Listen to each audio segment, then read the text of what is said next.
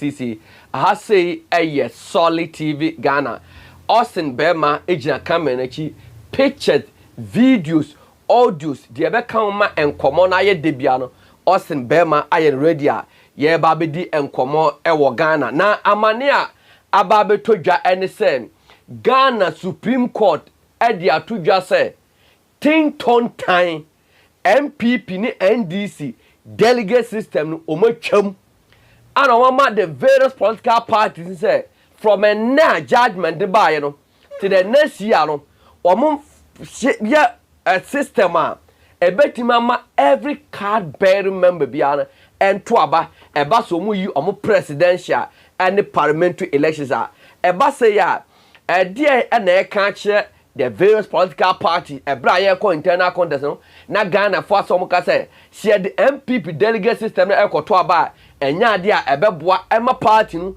ayi de Ghana for epe no sisi ade Professor Frimpong Boateng and Dr. Nyaho Tamakro e de kodan Ghana Apex Court and na court na kwa setena amo say eye unconstitutional say ye be amanyakuo betra Ghana say media enipa omokwa akoyi mekanifo no aye nipa kuma bi a ye be from delegates na ye bi eje mponche ebi ji nwan ebi ji anantwie se ebi ko age ka ebi ji TV wo se omotwa saade ni mu plus Bernard Anchubo Siako Chairman Wontumi a court amani 20 years no eyade a Chairman Wontumi na kunta mines and lawyers adwana kotoa Ghana appeals court say court and set aside of the high court ruling no abusia for and some way afro become one opay wi anwumre matnasia me ba bedwam edi ama I say solid TV Ghana the most reliable news platform on the social media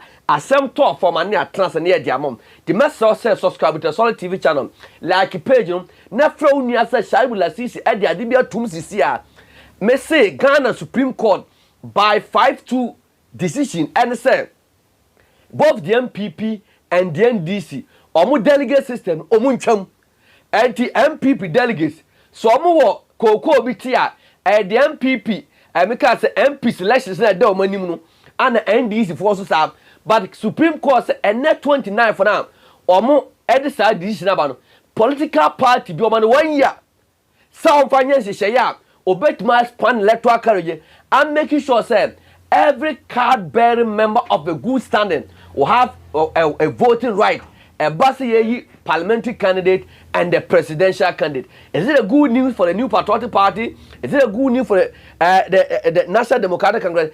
And then it also going to be a good news for the MPP and the NDC delegates. A Bassi Asabi delegate ya. Nancy, I don't move MPP moment. Oh, I feel so. Yeah, but you Kotokro, yeah, but I can't say. Do maimo ye bagi ska ye bagi mponche no se sia no adwuma aba awie the only adwuma mo ba be sia no e be se mato abari parliamentary kan mu wi amawie enti na enkola o mo ko school a na busa so owie school a e di adwuma ana obeya no se obeye party delegates no ene o mo mpanye biem every the Supreme Court e di ruling bi e di aba na ruling no by 5-2 when the oye hwienye yi by 5-2 and a judge for the mako enum say e fin na ekono ye mpa sansem hunu eso ye ni kwa se so ena me edu so anke mo party na omo international make internal de bia omo ye ena Supreme Court de bi sa de we ana di siketua wi che ena se bi nu aburo e de ba party ni mu say ana ye nkofo bia ye feel omo say omo ye superhuman being they are delegate and ye beto aba delegate me ka so no aboken me na me cheche aso ase esa cheche Manchia South and Manchia North sika obekọ na MPP delegate kire no ho ba begiska owi ahanmen to aba na ma owi ma ye video and na the MPP delegate majuma agu MPP delegate majuma agu NDC delegate majuma agu get mo pa adwuma foforo de eye and the Supreme Court said yemiam obi a oye card bearing member bia of good standing o tue ne deals ye making sure say ya capture no e wo saade ni mu na abusuafo say ana wo say Ghana no e kire say Ghana enyini ade bia ntiase no ne de akodan the Apex Court na court no a kire ase ye abusuafo yin meba be hwedwam we say de enianimu meba be hwedwam na ye Wotie Chairman Wontumi empire boy dey emra ye ba meba be kinkan the full judgment no na eniema bi o se me no mi esu ade afiri mu ye esu ade afiri mu mo me Wotie Chairman Wontumi empire boy dey emra Shamak Israel Yehovah Elahenu Yehovah Ekat we ahata et Yehovah Elohika bika luvika uvika navashika uvika miyopika tode yashach in English. Israel. Shamak Israel Yehovah Elahenu Yehovah Ekat we ahata et Yehovah Elohika bika luvika uvika navashika uvika miyodika tode yashach Shamak Israel Yehovah Elahenu Yehovah Ekat good abusuafo masa so mo akwa aba na me nkwa ahoma no so na me ne lawyer baako wa gidin e wo Ghana ha lawyer William Kusi enkonko bonkomo lawyer me mo akwa aba de ba Solid TV so ajoso minia na mpomoko oh yes we shall good lawyer anopai na Supreme Court e de aba betu dwa by 52 this in say NPP NDC omo delegate system no unconstitutional and to open up every card bearing member of good stand no and to about na am say emra no say from enne so omo 1 year omo fa enye sad no emra mu say Supreme Court kasa asem na ase kire say you me das me chia omo do democracy wa Ghana na okay yate okay the Supreme Court I can say emra be unconstitutional okay the chicken say any constitution boy bura okay and in the first we didn't was say ye kura okay ye bu ya ni kusu na akoswa bedu sabenti enam mra kwan so say ubeka say we delegate some na nkoto aba now ruling no more parties no 1 year to amend their various constitution I'm saying Debako also addressing within the 1 year no say like MPP must lead some better about should they use the unconstitutional method or they should act constitutionally immediately say once a Supreme Court say unconstitutional there's no way anybody can apply an unconstitutional law and that will stand in terms of time. The parties ought to go to the drawing tables as soon as possible and amend their constitution. What I want to have is say do better over to annoy now about to ask me there also call meeting Omasaya conference. No more amending constitutions so that all those things could reflect because once it's unconstitutional, it's always unconstitutional. And China, same people before regional elections. Now some goes to delegate. I said they are acting unconstitutional. Everybody can go to court to prevent them. Because the Supreme Court has said it's unconstitutional. But the court is our more 1 year or for any amendment. And the MPP delegates for the make us MPs. So I don't know the old album now to and now they have to amend it not new one. Album is an illegality. What does it? And it's almost about to before the 1 year they also go change your constitution. And that's Obian train 1 year from today to the end of the 1 year. Everybody should amend his constitution. In line with what the Supreme Court has said. And in next every because of control by make me a court settlement because delegate system is unconstitutional. And the party is based on law. And to say I didn't want to say lawful. We can't allow it to go on. That's how everybody elected will be an illegality. And my suggestion to MPP before say they have to postpone their program and amend their constitution. To enable them to do what is constitutional. Especially those who have decided to put the party to their pocket. Manipulate the system, pay money to delegates in order to win. And now almost hard day. So they will try to overlook it, but yes, we are telling Council, Supreme Court, can't say, we bet my castle, Mentiasia, Ebia, may call for review. I wanted it by all means. There's an opportunity for the review. Nana Mineo can say Supreme Court in October. And to call for review and it's an automatic injunction. Okay. On the parties from conducting elections. Okay. And review, a bit dependent on make us say the outcome of a judge say empano by 5-2 no. So okoko anam so the 2 ne ba be kan me boa. The 2 no kwa be kan wo de ho a. Say that 4. But no your lawyer ni na go for review. You look at all those things. Okay. Unless you say what discover maybe Supreme Court first panel no fatal. Okay. Against natural justice and those kind of stuff no. And yes, I'm a lawyer magazine go 5-2 the 2 be kan na 2 no kra to mawa. 5-4. Sure. And you know who you know win. Okay. But nobody discover maybe so crucial that they can still proceed and go and convince some of the fights. Okay. To rule in their favor. Okay. Good. Lawyer, I don't know your legal knowledge on this. After the young farmer as MPP ni, as a political party, MPP no, is this news a good news? And also, moi amanyuku ni share. Oh, so unim the akoso. Yeah. Vaguely. Yeah. When the whole country said we wanted somebody. Yeah. They managed to get people to vote for the person they don't want. They went to election and lost miserably. Yeah. Yes, the feeling was that. So we depend on popular. So get into a 2 man. Sure. No, me popular. You be accept because power ni epe. Sure. I was saying no. And you share some police station elections here. What happened? What happened in the police station elections is that they make sure they maintain all the delegates. Yeah. We see in the past, no. And I say, who's OD or Pentia, it be you free. Yeah. I've received several complaints. The cases were caught. That's what they are count. Okay. Yeah, they are protesting. Yeah. Because of the nature of the delegate system, no. To fight it. So when unfortunately, those who were fighting within the party didn't succeed. But the ultimate law of the land, the Supreme Court has spoken. Yeah. And it has resolved all those difficulties. And every party member should be happy because you see, politics here is not about personalities. It's about power. Okay. And you to me worship Nipabi, not just say, oh, free cry away. Now you don't want your party to move on. Yeah.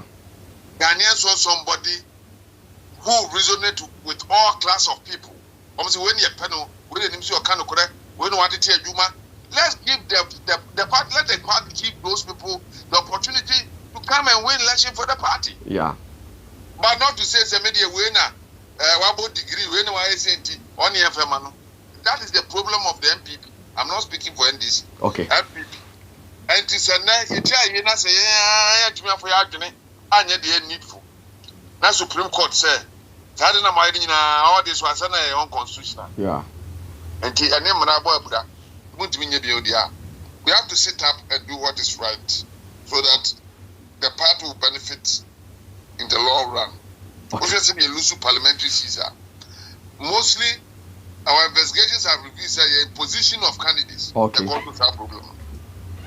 So now, if every card-bearing member of who stand in a Tuaba, it is the most popular within the party that will win the election. Sure. And the Okonia Kotuaba man, I need Gabi. But the Tuaba Vienna, Mutimika said 2 million MPP members and Tuaba. Have we sat down to digest what that means? No. Wow, party no. Moncro for 2 million. Hey, it is serious. And every serious party will sit and say, what does it mean to go for a contest? A wild party put 2 million to amount. There's something wrong with the candidate. Yeah. And this is common sense. Okay. And yet the Supreme Court is with their wise decision. Okay. Me that's council. No, measurement that's. Abusia for lawyer William Kusi and the Ecobo and Comono. What church and say by a percent. You better engage some of the political parties and penny phone be near no more dim commonia busa say. See, the Supreme Court at the Ababa Shimunu. Me said, Name Transa, me say, Kababa, ye chama Wontumi, and they appease in one sense. But this year, the Supreme Court at the Ababa Shimunu and they say, both the NPP and the NDC, or more delegate system, a idea or more interim, or say Sabi and Simhuna any quite Ghana for baby yes son na ma say ana at this year mame enkan kakana ye mura and semuti or say Supreme Court declare political parties delegate system unconstitutional. Now I tell for Bekaya Dr. Nyaho Tamakru Dr. Nyaho Tamakru or the Professor Pempo Boat no tam and 7 echo down Ghana Supreme Court say Ghana Supreme Court any court about Tanya Ghana mamma for baby HR or Mutimi Baba set the record street and now Omatna and same year so she say almost so there's another case so I challenge the authority of the special prosecutor so what the power to prosecute or only power so and so aba and so mekoni akwa chechimu but we say ana aba betuja ana court no set it up and 29 but kaya before even and no the chief justice bafoboni ekokodi nkomo ba bi say any kwan say ye ma obi sika manokoto aba how the mu say ahwe ya asemmesi na ye nkomo say the Supreme Court has ruled by a 5-2 majority decision that all registered members in good standing of political parties must be allowed to vote in election of their leaders and candidates. Or say Ghana court to Barton at the Ababe to just say, I was say Obi Bia or NDC ni and NPP ni not of good can be of good standing or train dues. A bassy a barber to about a day frank crony any part in penny for ye more quite no one to a banby. Net year or say the decision effectively overturns the long-standing delegate system employed by Ghana's major political parties, paving the way for a one member, one vote system in internal party system. Was say I deal way by and sa because Ginasi or Messino automatically a board delegate system to go a come to your ball and mukra. And none so ye NPP ni we are NDC ni now ye make us a member of the party now to your dues we are of good standing now. I'll say more now to I was saying the ruling is expected to have far-reach implications for the organization of political parties and the conduct of future presidential, parliamentary, and executive primary. Was say a genesia way aba beto jano eba beboa na afeso no asi ginaye bia next time MPP ni NDC omo kwoto aba e de abayi omo gina omo namu e wo abato mpasua so aba presem re sebedwafo anasa de obetu franka any party mpenu make the constituency the regional and the national executive was say a 7-member panel delivered the judgment on Wednesday, July 29th, bringing to a close a constitutional challenge that has generated internal legal and political debate over the extent of democratic participation within political party. Was it said in a way and then a judge for Marco and so on asam no see you was it a barber and my debian chinua so about say and a delegate so I said MPP delegate as for me a so about for me MPP MPP assembly nim as for me a so about for as for me yes Christo as for me man kwa me say ye be to aba MPP delegate open kwa minister kwa get upana chow here the about was saying the suit was filed by former Minister for Environment and Science, former Minister of Environment, Science and Technology and Innovative Professor Frimpong Boateng, veteran politician Dr. Nyaho Tamakru, and former Lands and Forestry Minister Dr. Christian Amoako Nuyama.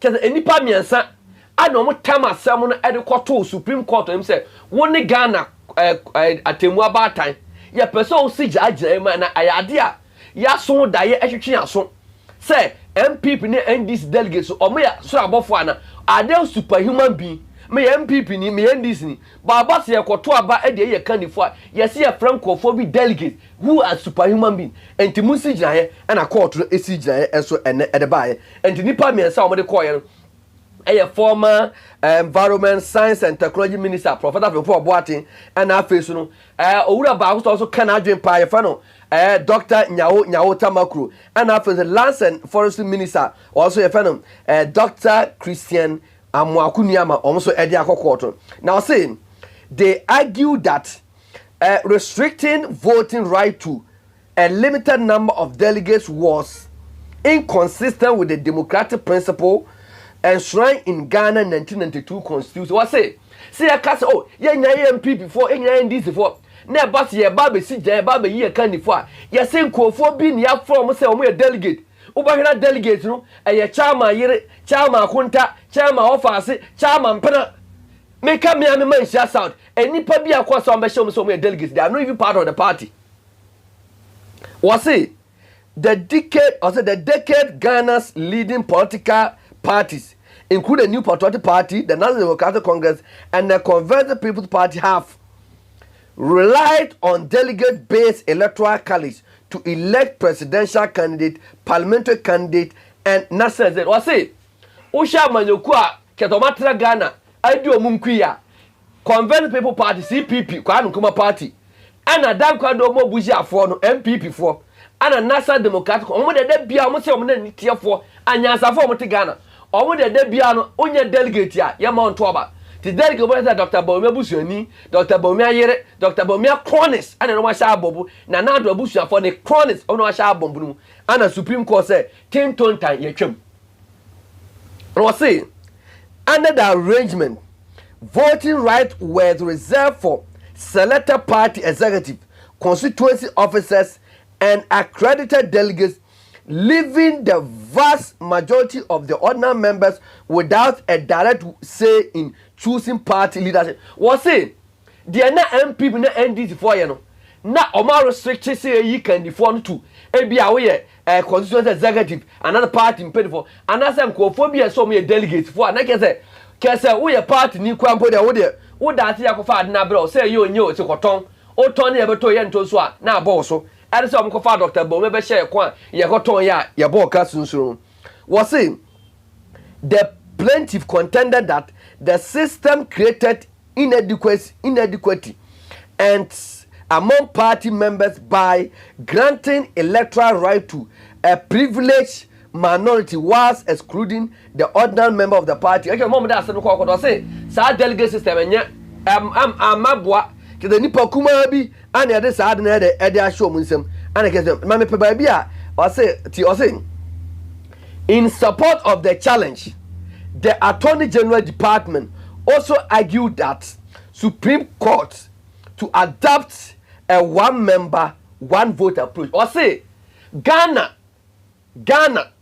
a by lawyer penny and so edna no betum say yamwana sebi wo ye party ni bia na ye kwoto aba wo so benya vote right ne enka se eye delegates bi ana omo kwotena ho ane ya campo mu na delegates ne ebi ji anwamo ebi ji abenkwan ebi ji kontomre nkwan kese wo betuma man sika won stera wa fama nche kian kwame to aba no ye twam.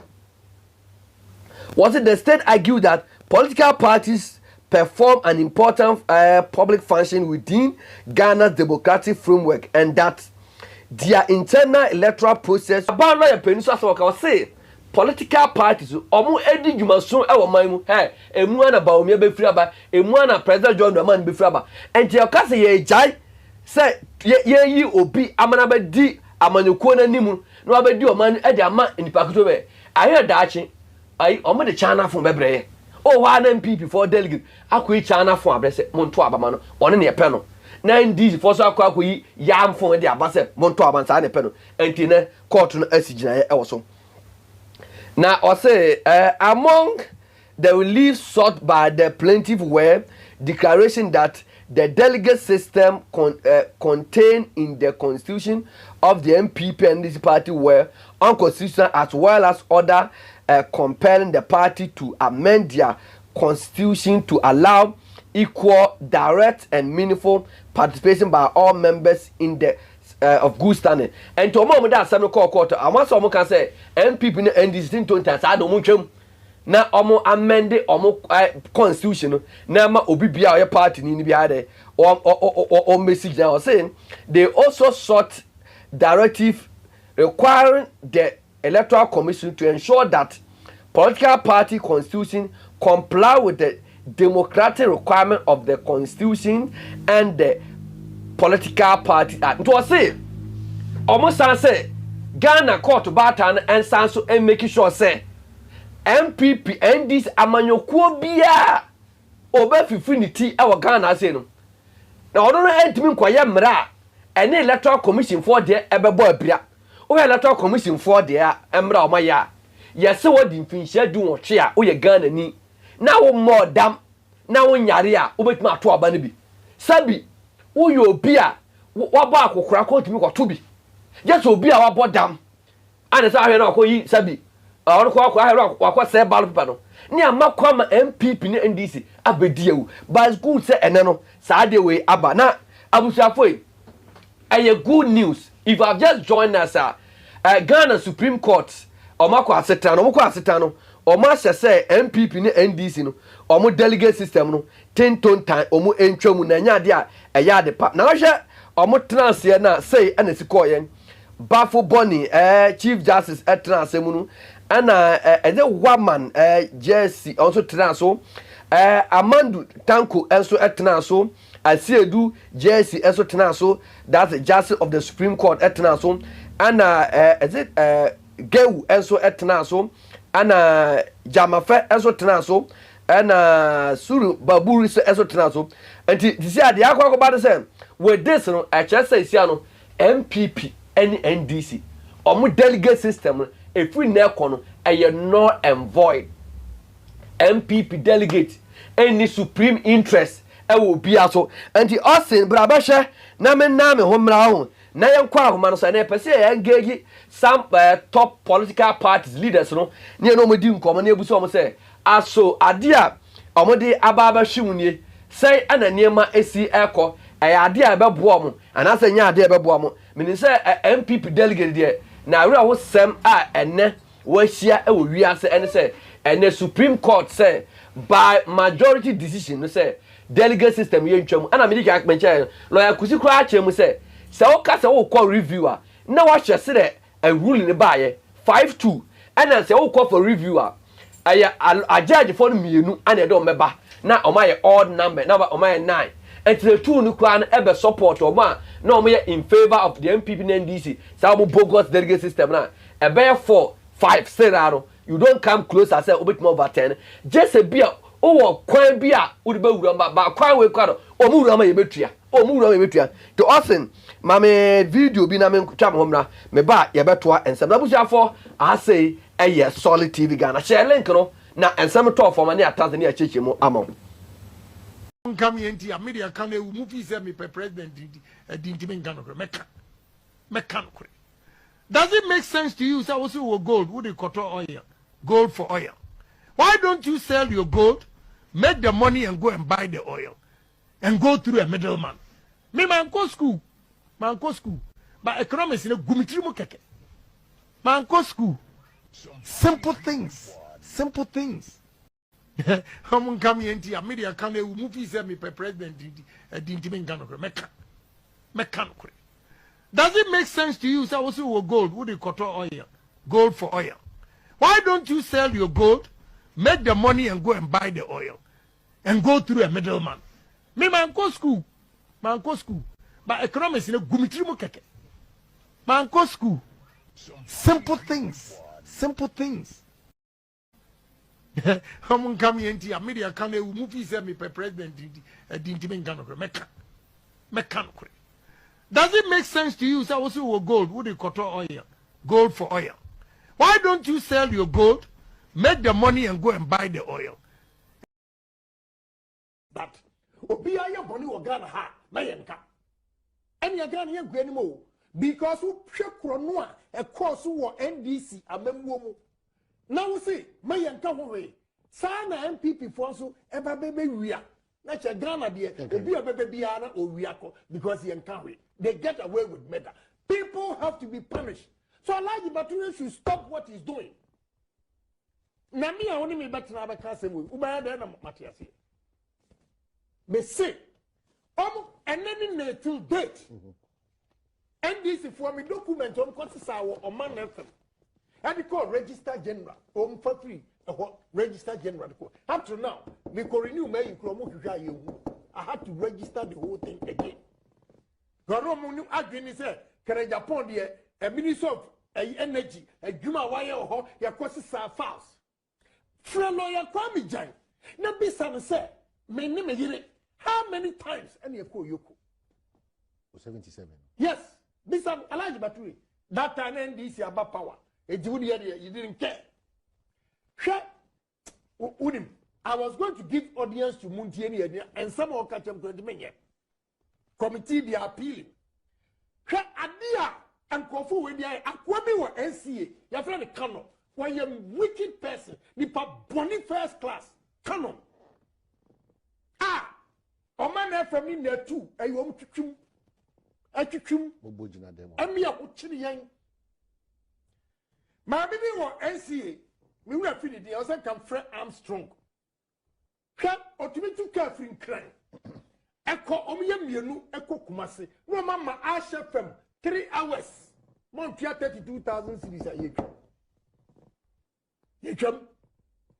Now, Mr. Minister say, Obekan, Minister say, Obekan, people should be punished for their evil deeds. We will not accept that kind of radio station TV. Kwabra Sante or my hene bedroom. Chiame. So who Kwabra Sante and I will cast some we have any problem. But I like Baturi and Kasano Makume a channel. Okay. And Busumi Zeni and another or Casa to send your Busumi Dunie. What you croma? Muntiefo Judge Sadia Moye. What you croma? Yakum Quanta DC. What you croma? Yakobo Tamale MC. I like battery. Akoswa. And I am not justifying anything. But I'm saying, sir, Obia one your politician ever can. What are you talking today? Nana Kufu Abramana is simple mom. A Kayanu be in Ghana for a wabruchira. And at the same President Rollins the car say Yankee MPP for you in fact turning mattress in Kogu prison. Sam, yes, you feel your argument that you are making this morning simply means that Obia your bonny or Ghana ha, Mayanka. And you're Ghana anymore because Namene Chairman Robert Owusu Amankwa, the former Ashanti Regional NPP Chairman, Enkodim Komo about the Ababetu Yard. Chairman Amankwa about the Basoli TV so. Nempomoko. Good chairman. Nancy na Doctor Nyao Tamaklu and I feel so Professor from Paul Boatin and a one Christian Nuyama at the Kodan Supreme Court say Omunche na the NPP and NDC delegate system no Omun declare say a own constitution and the Supreme Court at the Ababa 5-2 decision say a unconstitutional say political party better baby say enipa kuma bi from delegate nkoto aba omo amend omo mra no na yema every card bearing member of good standing ento aba as a former regional chairman no news we no and a member of NPP no mo receive no say okay shy we don't see bebre na the opportunity na me fa entia o tie phone na sama o mu nya ache sure I am Mama Kaka says Supreme Court to make a sad decision, so make a sad decision, and you're not on fun and trasa. I would say, or the incentives to become because political party, no, a private organization, even though it's produced in the country, no, but a private organization. Okay. And things yes, I can't say the best way to be a candidate in the Supreme Court also. And the constitutional, the Supreme Court to say, oh, Jim, the quite saying I am past why elections in the area, and involve Scar and Yama be brave, and I involve the candidate, you know. Okay. And it is a Supreme Court to Casa, the Anna, so Conan now, and maybe she shall want very comfortable for the political parties, okay. For the political party say a bit me at this umbrella so because okay all of a sudden say a choir mufaswa we delegates and all and yeah papa na Supreme Court from Supreme Court is like quite saying a mufaswa there. Now I was saying incentives we can only become why very convenient for political parties, you know, say on with me at this. Now maybe me want near all cannot say no yeah all constitutional because me who constitutional a ban say it is a political party, no. And yet, it's true so munipa. Yeah, I say choosing the panel at the bar. You choose the partnership at the bar. Quite be a pass or choosing the panel at the bar. I feel that the whole Ghana got to about the panel. And the other say more the whole Ghana pen was more in a month to Abamano. And give me who get a bayer, a baby, Mrase, a quite say nice of us at Kumamba. Lanka Saudi, you cost no man, Major say, and can take his decision. Now, how many political parties in Asia now will share your problems and no send you here to about the nominate the answer, but I will be the cocoa to say, yes, I will be the cocoa to tea, a own constitutional, meaning it's a constitution, no, the Supreme Court to no can I don't get it. So, Osha, because a prophet of Paul Boateng, so a member of the New Patriotic Party. And also he has been part of, and maybe he wanted to become the flag bearer. He has been part of the process. And one who say be a nya de abebo. And the other say them say the party no. E be am call for reviewer. Say now Professor Boateng or a part of the process and no political party no court as an individual. One court to say represent NPP. Okay. All the nature and to by virtue so no can and say NPP or representative for the Senate Americans and say Supreme Court parties no share na omu Georgia and Sana Sabi no aba. No the nature no. Okay. And to me the say me magriam says and career yen sa anka but yes parties no so you reasons are and young groups are the young okay. And say they force say by force say we in Panama because we in Magana for then banana for and to Nipano Swabano. And the party no say Kuni Panas Ghana for Pena and yet compose say in Panagana for Peno. And I say if it is not good for the political parties, you know, and now be a party and say translate what is good for the party in the area. Okay. But also argument they say where the MPP and members over be 4 million. Maybe some delegates just maybe 211,849. And my disenfranchise it about over 1 point something million, that's over 3 point something members in terms of choosing leaders for the party. I know the Omocats this franchise. Rules are party. We've been doing that for a long time. So I was saying, you changing one. I don't think it should be a force by force. Say, you know, whoever, yes, I know, what chance my whole can. I say, no, so, we're doing a quite on the party in discuss. And all the court to not say, yes, I need the same franchise will be. I know, who got to national, abandon, say, I'm one to the victim, I can say, will be this franchise will be.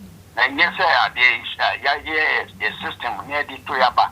No, we can say, I'm beyond to be known. Now, Mr. NPP was say, you got to Obama, a candidate, now NDC for the Beckham, say almost over trouble. How would we know? Okay. Papa, Mamma, now I say. That's right to us. Good. Chairman Robert Owusu Amankwa, a former MPP Ashanti Regional Chairman, and then Akwakobon Komo. What said, Omodia and Kamobo and Shada Enyo. So if we said, Omo system, almost all pretty, I within Emranimu, and I feel so a bus almost expanded to be an MP for over 4 million and now 3 million aircraft to about the cost no much higher. And Kabeya.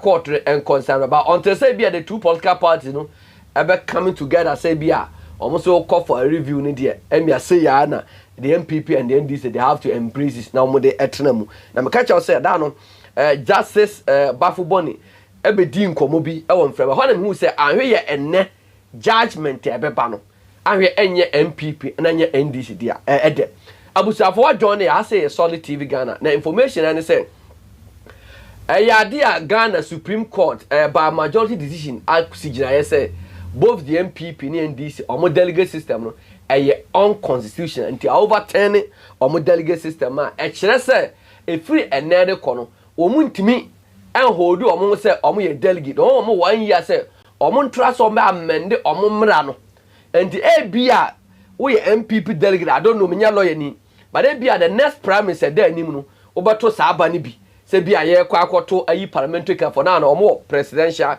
candidate nada be a parliamentary candidate be a leader so many but enu we are the next cycle no and we year na e wo say omo adjust omo ho and so bi master the court pe Supreme Court so enya kan sama ababa ye mra tabusuafo de ababa to dwa na afere yenko ensamo fro so na force ye be call ensamo for yenko go tie Chairman Wontumi empire boy emra ye ba afere ya tie Chairman Wontumi ensensemu so onya ne tie Chairman Wontumi en na lawyer fon so akwa ko pie mu e wo appeals court e di asem ana omo kan yenko tie Chairman Wontumi empire boy emra na Shamak Israel Yehowa Elahenu Yehowa Ekat we ahata et Yehowa Elohika bika luvika uvika navashika uvika miyopika tode yashach in English. Israel.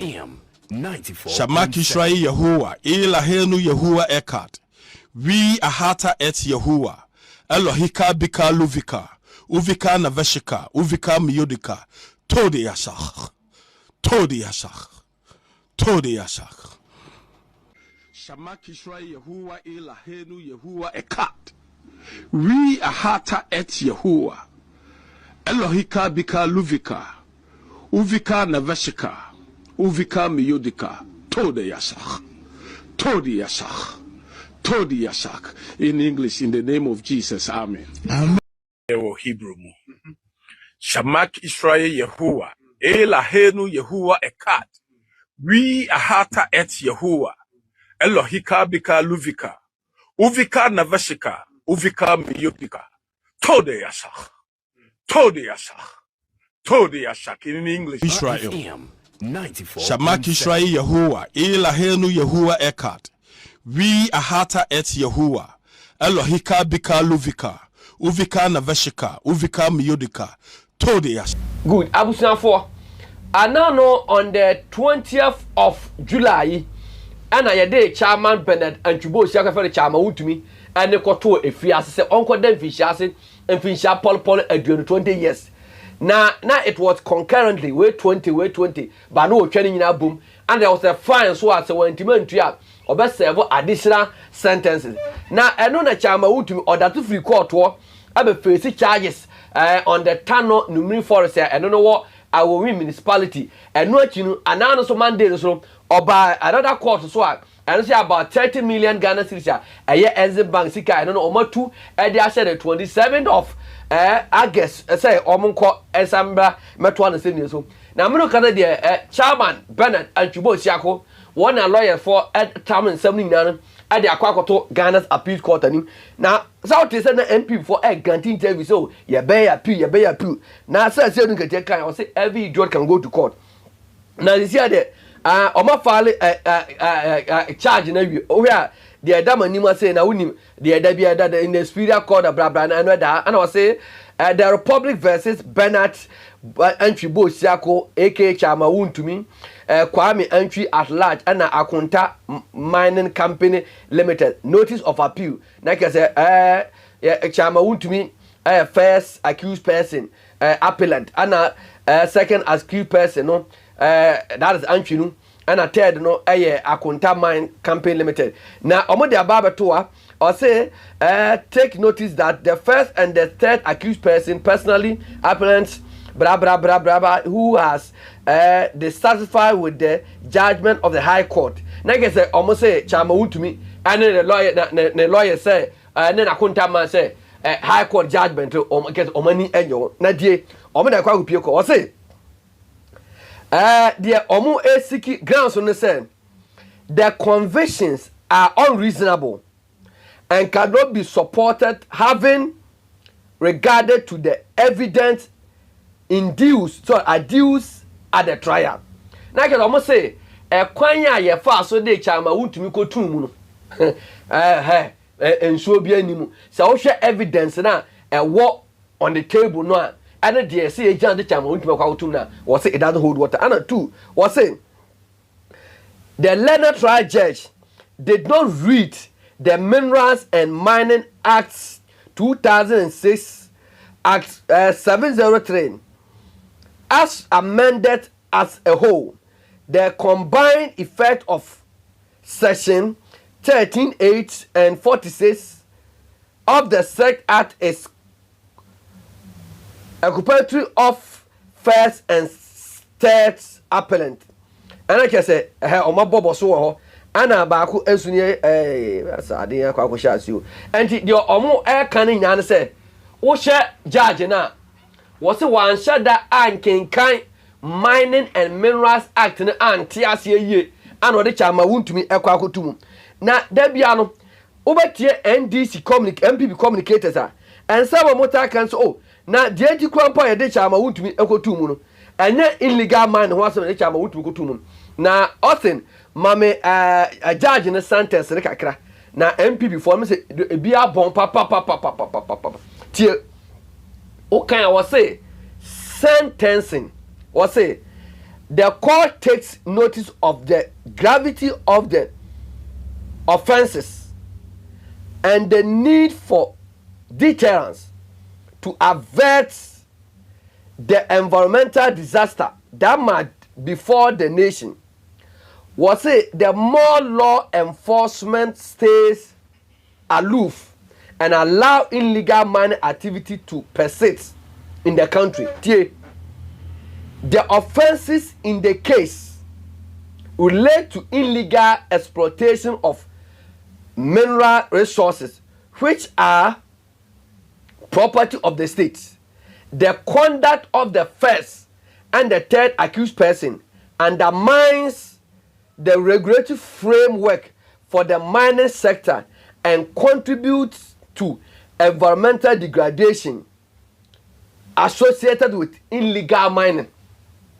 And you tie sentences na ba ya na judge no e mention illegal mining ewo mu was say offenses are if the third and the first accused person e ba ya no e contributed to environmental degradation.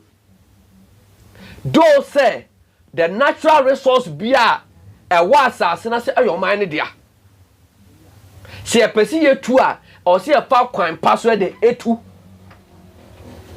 a ense o man ajapade o man asase ayewo now share the third and the first accused person a omo eni a omo ye no e conduct it to an illegal mining. And to batragedo chama Wontumi court na convicting no say wo ye illegal mining na mo be say wo assigning he purposely facilitated won't ya na de open na umpe me say go and read the quality grain case. Yes say omo a sentence omo den no omo benefit from say bia cause the financial loss to say bia scan be di omo ho but omo ye hwe han ema oman ne eboka ba wo hwe chama Wontumi de ya almost say the third and the first accused person almost contributed to illegal mining. So that concession there why there.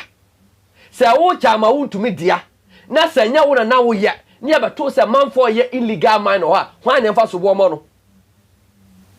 Say ya ba beto say obi awu eda wo fie eda wo compound wo senyamra mekunu ne abeto no ke enche hwan. And to tie MP before argument or number bontia. After they are trying to portray certain picture say chama Wontumi one illegal money. And of course chama Wontumi not our concession all right. Ya kunta mine for dia. Na e beto so mo ye illegal mine or ha. Why na fa so bon fa mo no. Just like say be a Nimon, Anglo Gold. Name them. Ya the concession amano. Ni ebeto se omo ye illegal miner hwan na e wobo so bo enu nti na empampi no se Anglo Gold na Nimon hu se omo ye a man for be at trespassing illegal manner no more prompting state say state no protection because anya sir state me draw omo license say ya the assassin mam say mo fanya proper and large scale man ya nkata mo fanya illegal mining and we tie MP before argument there na Chairman Wontumi na onye galamsey ba na onye galamsey ya asase okoje so oba beye large scale man ya ko no ye there was an illegal activities on the said land and one em fa so boy em fa mo no and the MP before argument obo ye no almost say omo ko appeal court and they say if say almost someone e bia omo file bail pending appeal say bia omo ma Chairman Wontumi kwan no free fie e medi asem na the other impression so MP before Katie and they said Chairman Wontumi no okodidi mahama tem and then some okafa mahama ho and a man for day almost sentence it is never true and you no credit e ye woni akonta mines in sensem and a ma wanya saa na so twe illegal mine na e koso na saa so and a man omo a sentence no so let us create an impression say e ye woni one obi atem ni die enti na ma ye sentence no enti die ewo eno no se sia the Ghana Supreme Court e dia ba betu dwa se ba bia duru die enya de a NPP any NDC delegate system no ye be so e wo man yi mu ye ne party mpanifo adi nkomo amu so ba be kirechire mu eniema e koso e wo man yi mu because sia the NPP any NDC ade omudi ehunahuna Ghana for the ache ayo omu delegate system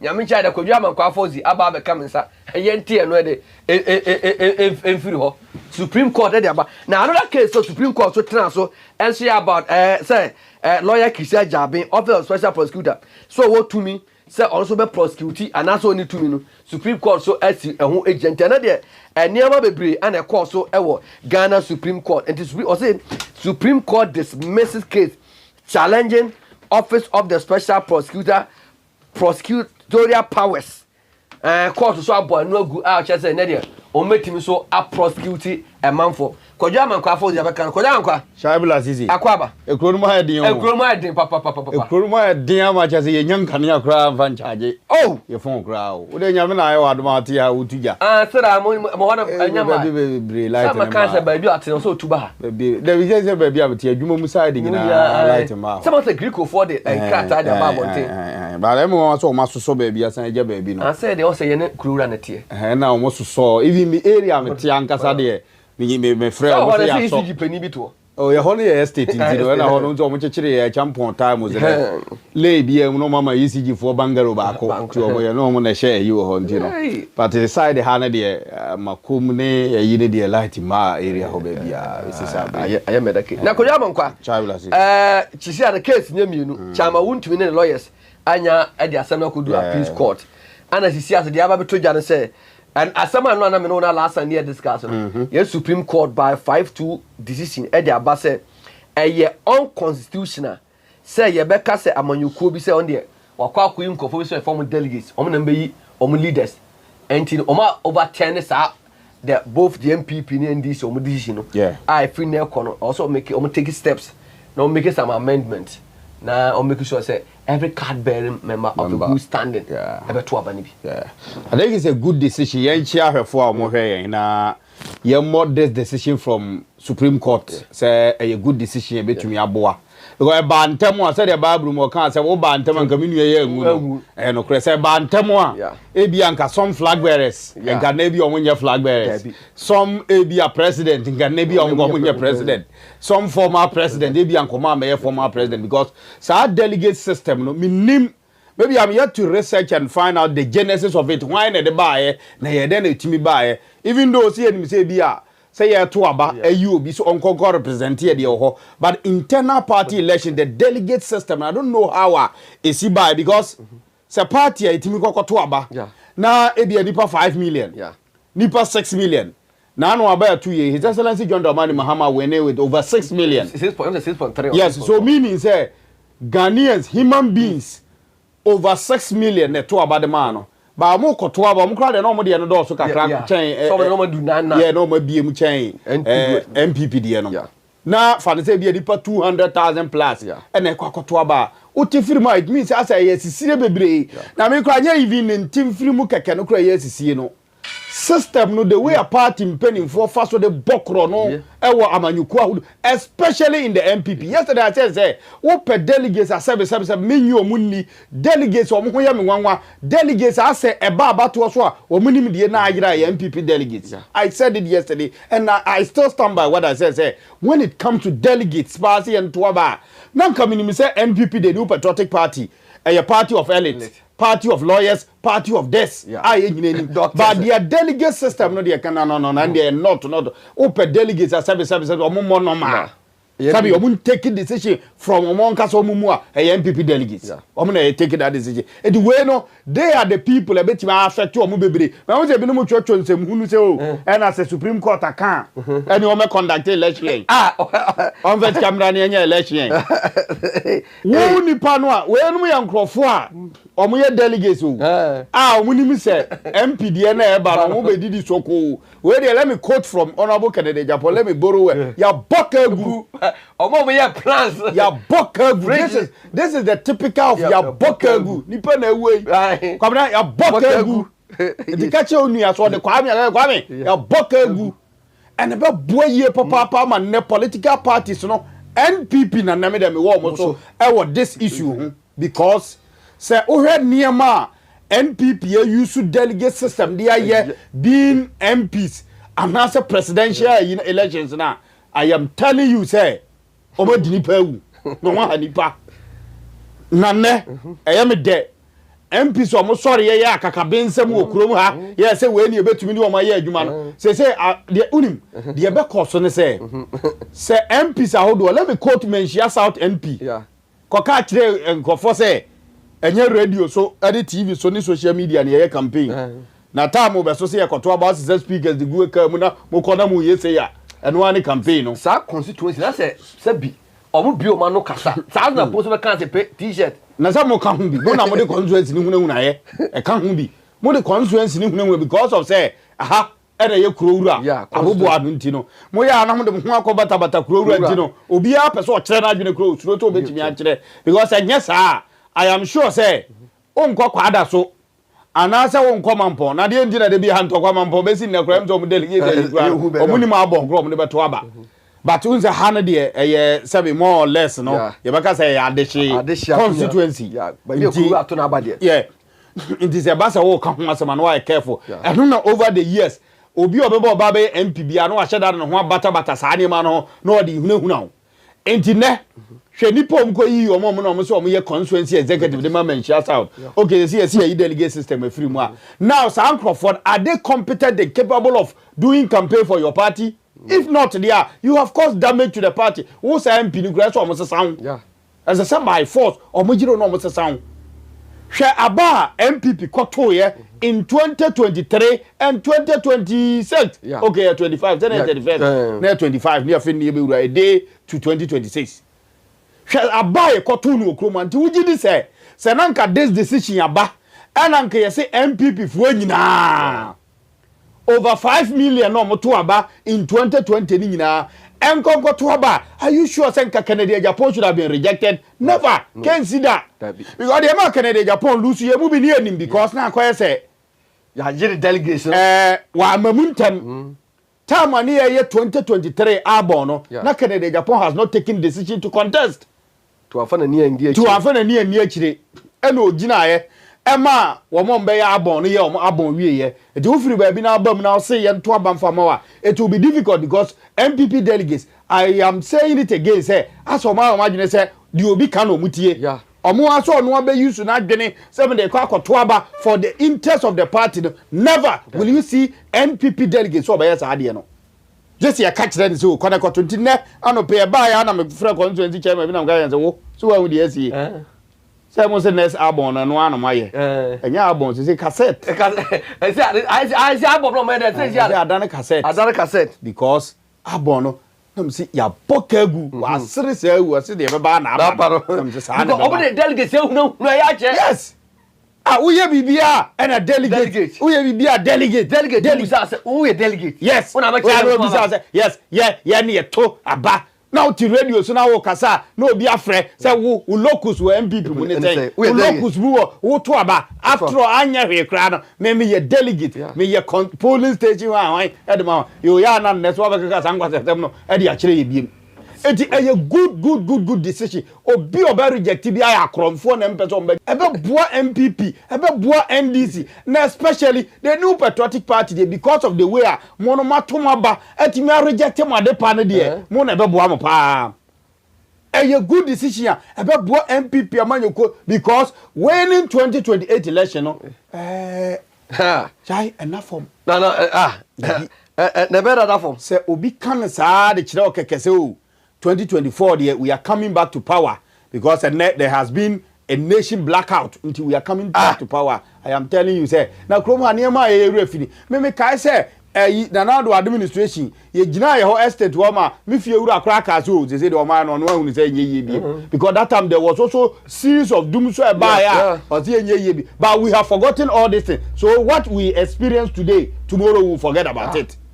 We'll be looking at the current situation and you be gina so dey akwakoto aba and the current situation as they see Ghana for the beto aba in 2028 is unknown. Still I mayo you win the amount 2028 MPP lose you was the current situation because of the hardship e ba beto aye mfimfini ho no petrol bu aye den no sa time no na ne mahuna na si gina na erefi ba ye kae de na eben ye ho na no it is say ye nim de eben ye it is say ne se si am no ka say ne ma papa ben ye so man panyini eye niema no minus system no niema ba form ene fanwi ekosoro na aba ebi at the time no ama niema aba form a what will be your basis of voting, what will be your basis of say who change government. So meaning say coming back to power for NPP in 2028 in there still ano sabe edin na say will be 4 years enti say edin a ebe boa ma party ni betumi akoyie because atebo bi hunu obi bie on say ye di ka de enti e man na delegates we dodo na maintain nkonso hwe senka ne se MPP ade ya bai nyame na adi omo afofia party ni ye early congress me kan abato omo constituency abato ewie na anu ya enka most of the constituency chairman will not be retained but eyehu a not even eyehu kwa a promiser womo koto aba no say omo no mo hoda da ya na kokoto koyi flag bearer aba no ene ye ka kire omo say they should maintain this current executive so that they will also be maintained in the next album ebesa ba bi mu no it will be most of the coordinators kwa why and to omo so aba ye de bi na be kan ho most constituencies kwa executives no kra no a omo an ye na unsi ye de 22 be kan ho ye de wenu be kan ho na ye de omo aba kan ho. But I'm telling you, okay, say Sadia na be useless. I think why na be ba show sa no ho ba de say to ma na me so be to ma. Obi anu wan ko be bi. Enti nipa obe na ese na nije political party ese na nije ye MPP because ono na delegate system e di ninya e wo Ghana papa ono na delegate system etumi a favor na man crofo bi because 2024 abato aye 2 year na MPP so be lose kura ni kwase ko lose say because senka o de Canada Japan by yes.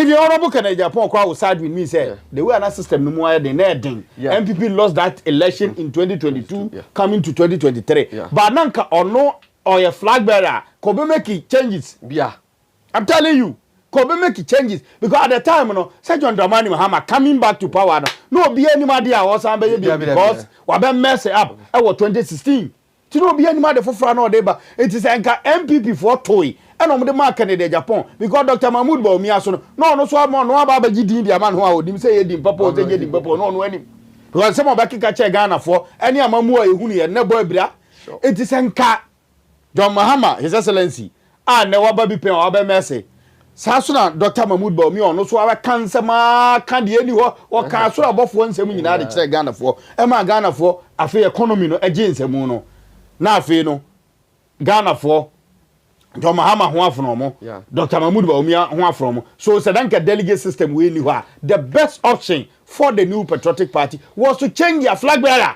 and also the nanka obviously nanka your choice because now for from beer and yen na tena krom ha Jubilee Park Canada Japan work obaye no krom ha enti ya to aba nwe na mbisa asa about to ye duro wo ma me dem nye duro so ni mo in terms of abattoir I do dem gidi but in terms of abattoir but then mo to abanu ya na me gidi say na abattoir ye do because when nipa mutimi tufa kumase montere so enante ye support to Canada Japan they were most of them 90% of the people gather at Jubilee Park no most of them now omo NPP supporters but no delegates so you consider omo so me floating voters the imagine say half ni nyina across the country no omo nyina to abani bia do you think say nanka da na see nanka say ntimi see that et NPP there ese ne kwasi ada omo nyina chefita na omo kɔ na ase asɔre kɔ da nyankopɔn asese Awurade nyankopɔn se die o ba me party na ye Supreme Court mon ko Supreme Court ko anko no anuane ma judges ne se o judges mo boy because ye ye party ni die delegate system na die nyama ye jani patiti bi ana ese nko be die party na nim honorable Canada Japan ana nko wo ideas share ne niema na nse wo hu se video bi aba me nim se wo bi a kube ama se ye to kube hu no kube hu no yebo say na minim say ne sa bo numa etoda hu say shining one bia ayan ho brownish color bi no say dudu na no kube no mo de ye ba Canada Japan came and told us say ye betum ni bode ni dum na ye bibi ebinum ka yan say ma na oyare you so that we do kind of onko twa abe obi kwa say there's no corn oil. Yes, I Niama bebre o enti na nka bo se nkadipa dodo ana ese nka omu yes ebi nie pe the way omu si process aden enti imagine say we have such a factory in this country nipa dodo e be employ omu ene kube yetimi sa abowie kra na yakoto wura na egu kwan viviri na say yes na say waste the amaye ba na yes say minim say sa video we na aba na see am ba na me de me phone tie radio station ba ko bi there was a company bi no advertise say kube hono ne say o mototo kwa na magide ba video say ene am say honorable nsema no wo ken afa na Ghana for ba ba gina di say yes ampa the man no was saying something but even crown say na the honorable Canada Japan ka no na bi ni Ghana ha kra na de eni abrochima mu no matima ba fa afira bibrem ha de kwa de na de ontimi ko fa mo de mfa ma na ontimi process man nyeyi ba ni nyina no delegate system nti ama Ghana fo ntimi entie ama ne de yetimu ne yetimi enti ugidi se nka honorable se na nye delegate system ne di nya NPP man sa opportunity no NPP ta we ne ya ka ne se ye beda ahomache no me yensa e ba be si anopei na ebinum nya light no kasa ne man kanya de be si dada ntimi de shai manage that decision na Supreme Court e de aba se ye nyina ye mo aba so na entimi mo MP se be boa mo because se anro nyina na me kase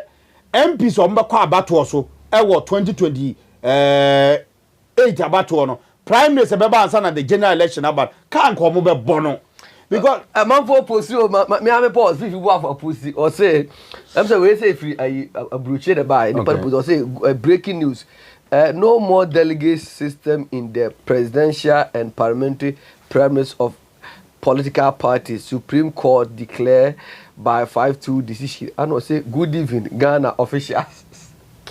Chief Ibuafo no. But Ghana for more brocho money aji. Ghana for more brocho money aji papa. No, as I say if you obi otifi bia when ni je so obi anything je. Because you fi say ko be ko tankwantu ayi. And sika nko boa no as say wo de ko no. Enye sika ketewa. But necessary yes obi a your party baby or register bi obeto bi. Yeah. Eti e ba ne sa constituency wo fa baby ti say kwabere. Yeah. Omoto aba nipa be 80 something thousand to aba.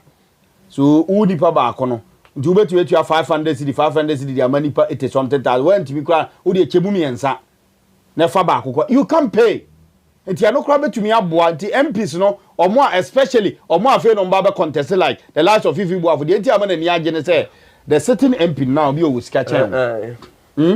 Or ye minister previously God anado de eduru baby or kan ho bi na MPP aye baby aba be do because or empower ankrofo. How do you allow somebody to be a regional minister for 8 years? Yes. How do you allow somebody to be a finance minister for 8 years? Close to 8 years. How do you allow somebody to be a minister for 8 years?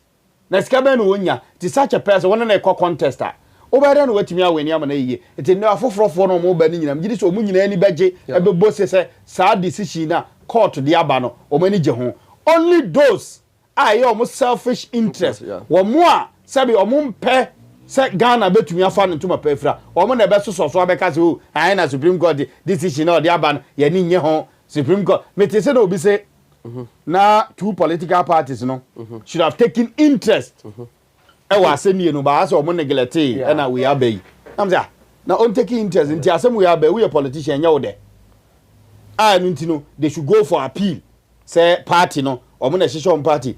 It has even got to a point where maybe yankwe ruling near here. Me team say see me ba see na me tie say be one cry e for Kumasi no mo say one hwa na entimi nko e wo internal na mum for the MPs primaries no nko but I don't believe it say be asa na betumi aye but say koba say internal election say your polling station dey we dey enka ho dey na ekotiko ne gina nkwanti still ano system no be say na koye ebia MPs system no any presidential no nko na emom internal party the constituency executive yeah no the party na be decide as to why no be yi the constituency executives I think say ni nyina emwa say no the for party no and we chairman na and so wo kura wo de ma o party but MP ni the oba be represent the entire no you don't allow the party to be say but you see internal party no kra no kra no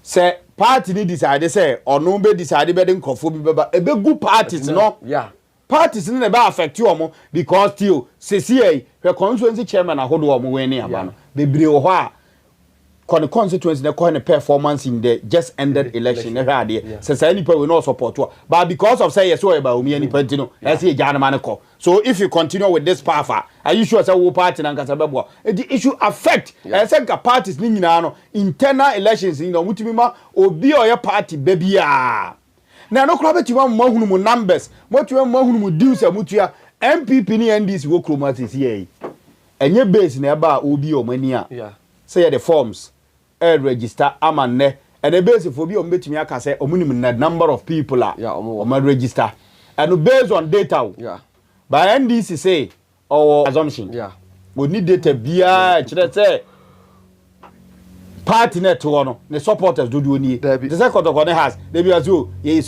supporters be say but aga say on pull data kire say or register supporters do say onya NDC ni bi MPP ni bi base na sha say and another forms are register it will be your member bia wo base bia no true registration eno ye ti say base focus on more members 100 omo obi adipa 100 no obi data omo obi information eno ma utimi hunu yes ampa ni pom wom afa ni pom be jai kra na ti ma hunu by other parties eno aso ode na no aka obezi on abato ekoto ye nze onipa 5 million eto abama ntimi supporters be 5 million wane kacho abaya to no Ghana ha sabi the constitution of this republic ade o ka kire ya ne say wo attain the age of 18 the besu kwaya untimi nto aba ya obi a person of be a sound mind not a sound mind na sound mind how do you describe a sound mind be about down na bonten oni so da bi obi metia sesi ohia timi ma me call off beat me ne me yire timi nya asem won say na anu santase ya na say nura say ote ya santase kwan so baby ya say taxi driver ne yire nya asem enura na anu anajo ena be say asem ni si 8 o'clock na boy 11 ena o 2 cars o kona nkrofobia kokunu it is a story enura esi wo Ghana ha it imagine say ono yire betumi nya asem anajo ade be china uni sound mind tie to abank ni kwa so to bi but the constitution na nkan sa enti abato anipa abadamfo to bi sabi bodamani atie to bi no so omo ko to sahaba na how do you tame them say omo your supporter they are not your supporter obi wo kra na okogina adaka mu na na adwene sesa so okay mame to aba na ma honorable candidate Japan mame to aba na ma ba omi na mame to aba na ma John Mahama na dwene na ba that time no it is ankrofo untimi nya it is all person onye the true members of your party unless you turn the line based for atoni say omo no the forms aba na omo register it will be a oye member bia onim it parties no any nyisade na omo internal elections omo beye so omo yi constituency executives polling station executives they should allow all the members omo feel say within the polling station omo ya MPP they should vote but omo nya say appointment na e de obi ko na nyesa de na free you etimi be free the constituency no no abajo so on who becomes a member of parliament who become because ye presidential candidate no choice and going to me me kan kire say obi ss obey regional executive bi say o nya the blood of Dr. Mahmoud Bawumia now it is going to be a blood of the party. And even the party to cry is also going to have the blood of Ghanaians. Ghanaians, yeah. Because they say no, once a party no, ma obia. And about the party in Subenyeski because I say a card bearing member of good standing. Yeah. A could be of good standing, so to your dues. Yeah, with your dues. Meaning say next election, Panama to be or semi contributing. Now we are one way or the other, Mamma for the party bear their funding or more elections. And nothing near the cave about say, shy be person or two about it. Make me dues, Ubenyes scared at run elections, you know. Yeah, some dead in my political party. To minimum be and a Nibacasa on your home. Maybe a delegates in India. Said delegates, no. Say, see our phone no money in your home because maybe I own budget a week. Okay. No be any sika, a b obinya, obian, and two bones say wrong. Say, Unye will be our agnes or your party, you even bought that. They're down for you to from point or your delegate. And I'm the Supreme Court. No, no, he is. I don't know what to do. My board How many what to do? So why I calculate what to do to MP primaries? Ebia, enipa better 3 beba. E we the TV beba, we the fine beba. Yes. Ebia meji we meji. A man for muji bi ko to saka. Oh yeah. Go for be brave. This a man for fridge. Obi na office ebia ko benya fridge no. Share bebo no. Oh yeah, bebo no.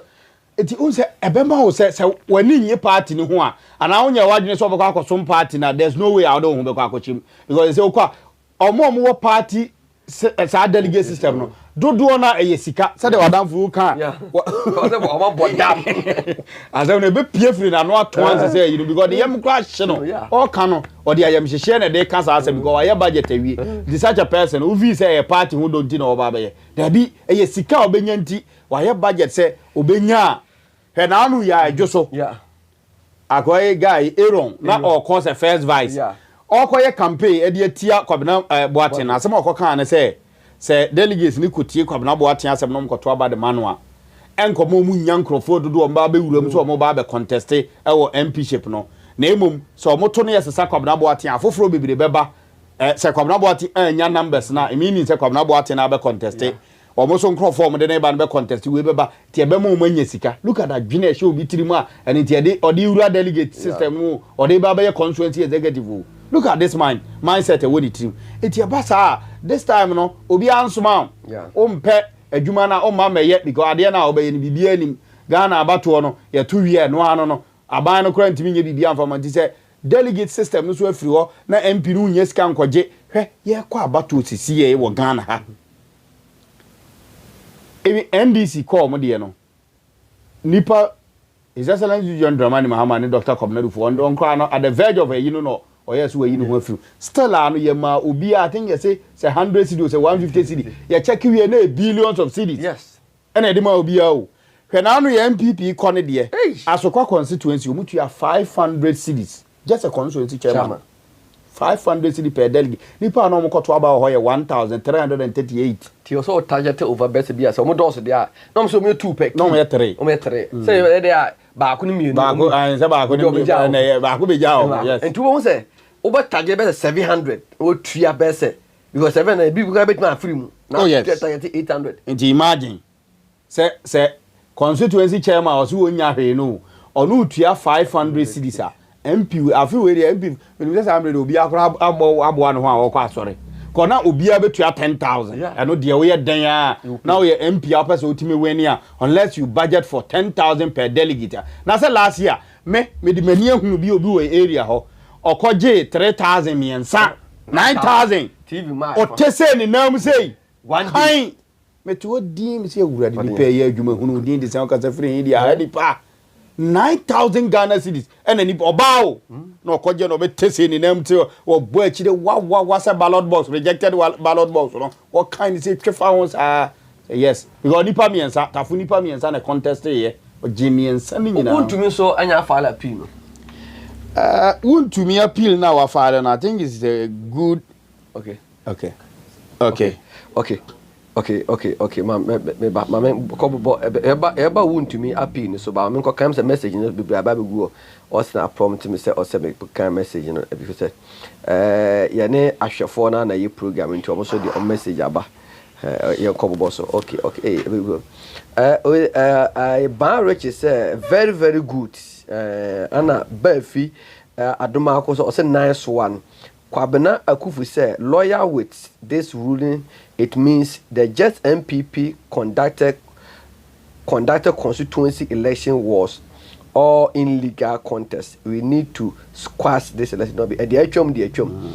And Kwabena Akufu said, let's go to court to squash the just ended constituency election. Lawyer, please take this up. Okay. And Jonathan who said that will not stop Ken from going to contest 2028 on the ticket of the base.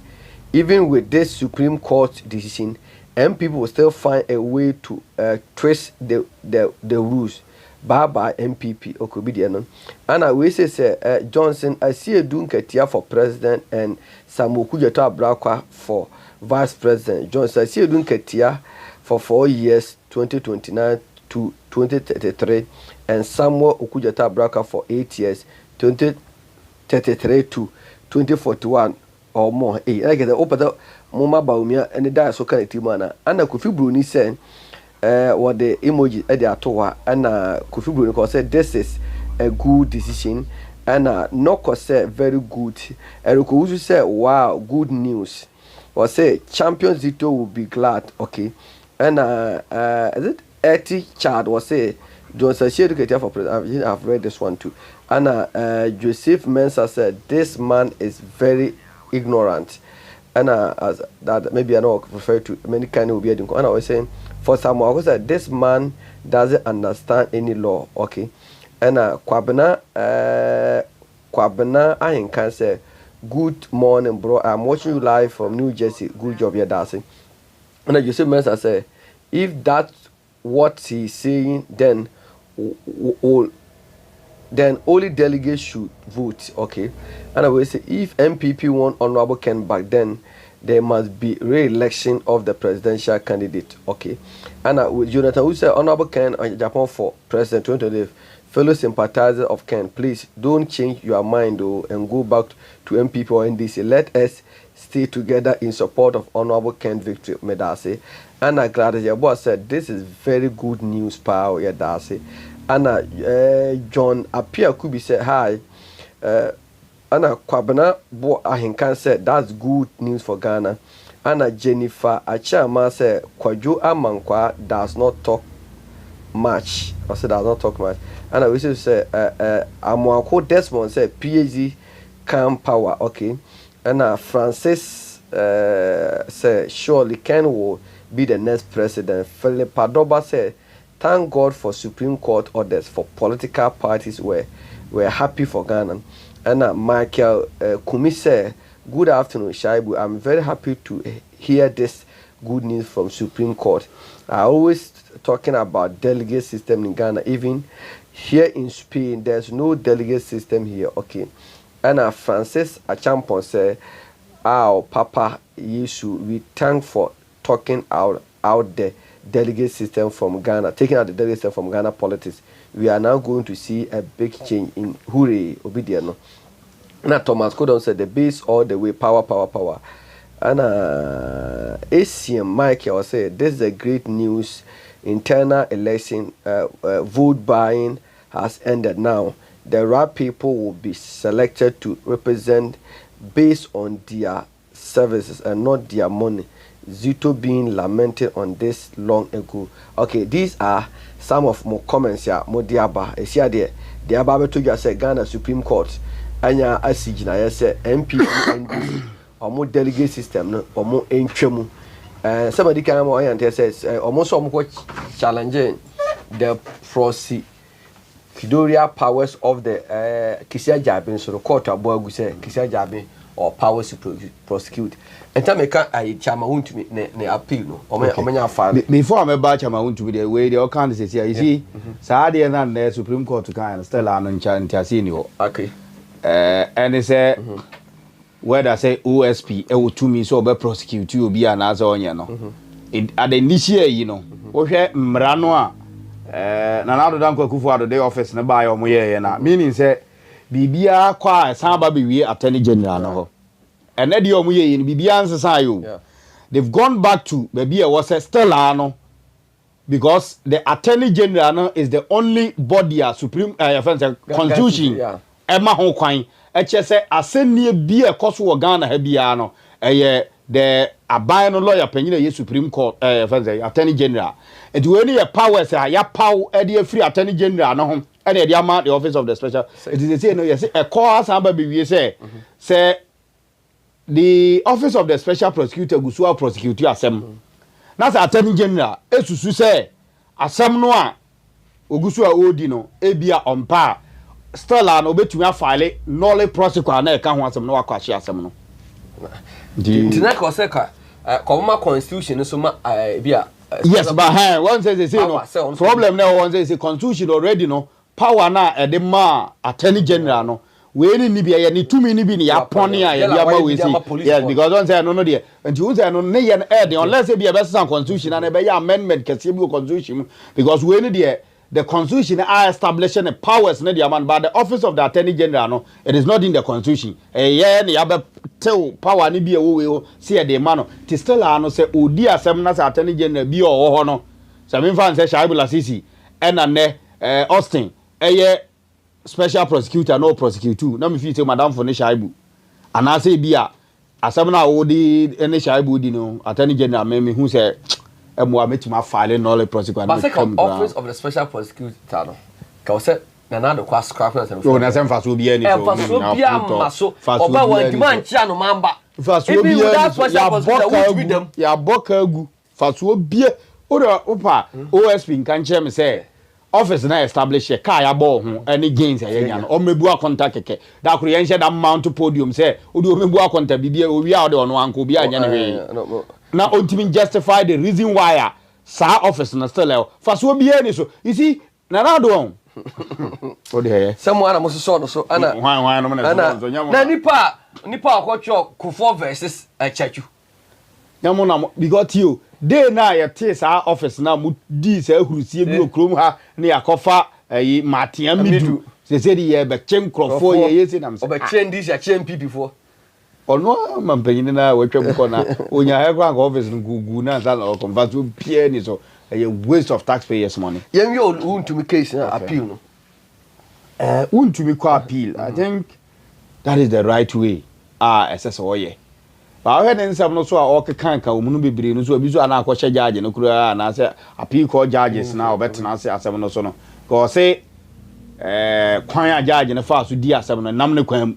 so oni tumi say otumi ede sa sentence no eden etumi ede emano as to whether owo tumi ana say oni tumi asem na yigina so ede ebo Wontumi kwadu no eye no kura na say nye no kura ma so be established first say mining laws na na ho no na ye say wo de o concession be mu obi so okoye reclamation ana say okoye we see no say back kwaji tumi ana say uni we say it is one check say anema we nyina ana say oni tumi okay oni tumi dey say appeals court judge no ene wo tumi so no tena so na so no so ko the same mra no na say mra nsi say ya ogina bia wa hin ti omo nhwe nsam no yie mu omo no just say yes kwa baba mebo high court bia en convicted sa illegal man say for mo go to oh so mudi bia to the another Wontumi there no on to know here special court minim sa court no say no na ma lawyer attach ya call yes nka omo ntwe kakra say court no ni sa tumi e wo the interpretation Jesus Supreme Court and be my interpretation of a certain article or mining act ni ansana per Supreme Court ruling no de be ba no so na High Court judge ni be gina na ordinary ruling aba so until that ne de o need to me so na go Supreme Court for interpretation I don't know mention say na say no say that ko appeal so abasa for interpretation yeah the best thing is say if the attaching can first na adwuma there enka only can copy the interpretation of who say no say o court out ya na o so Supreme Court and sana ruling kura be bad e dey na on pursue on the Supreme Court ruling no na onye clarification on that before be call for appeal because they see as o call appeal na sa appeal no stand be e gina sisi a it is that na obesa call Supreme Court to be so say call interpretation na call na interpretation what am be for and also opportunity in say for appeal again at that time no na for so be but NPP for us omo twa ntwa che Ghana for certain omo say Chairman Wontumi wasn't convicted based on illegal mining yes. But o share and seme that I was reading the sentence Uti was saying the offenses in this case are related to illegal exploitation of mineral resources which are the property of the state. The conduct of the first and the third accused person, that Wontumi Akunta undermines regulatory framework for the mining sector and contribute to environmental degradation associated with illegal mining. Ebio, one say, so be kokase Wontumi nye illegal mining. Now on take Kromfo ko wia Kromfo akwafa na on tiase. That is the true interpretation of Kromfo ko wia Kromfo akwafa. Yeah. That is, it's autochron. Okay. You see, directly, nobody accused Chairman Wontumi say we saw him doing illegal mining. But what activities? But so what day, who were Japadie? Yeah. Eddie Mo be so on Fanconco Yardia, it said your own away. Oh, yeah. So, Hon Chile Moon as or Mumbas on Mitchell, the actual Ghana for, I said, they are deceiving. Maybe, accusation they told John Dramani Mahama, so I called you Ford. Yeah. Huh? Yeah. On the course work on your Ford. Obi never chair Ford. But you say amount to corruption. Sanet Yapu. And any part on the course or cause be a me koje car na mame car na me ma kwanye. But Obi ne say or bedase. Yeah. And a Ghana and Yemre Munuko who say a conflict of interest. Yeah. It is a banner, yeah, accusing say he's a corrupt person. Now no be the Adina San said Yakomo be see the illegal mine and also on illegal miner. Now I'm an illegal miner. No, what are the idea the man said the pan of Fanconque. Tia can yen chiremu years okay. Directly Wontumi nankasa de am fa so ankobo from so yeli. Na emu ordinasa say ma say except the car masi ankobo kro no menya kronfo anka metimi e de mituo.